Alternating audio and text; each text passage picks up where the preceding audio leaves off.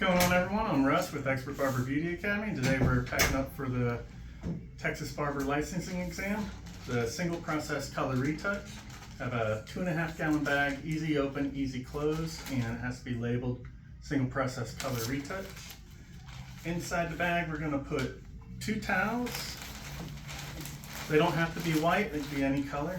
1 set of gloves, 1 foil,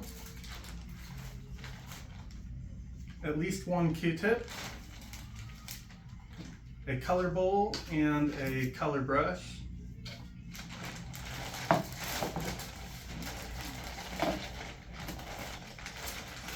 and some mock hair color, labeled hair color. Make sure that's tight because we got hair gel in this one.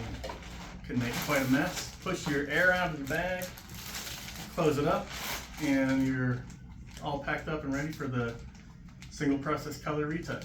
As always, thanks for watching. Have a great day.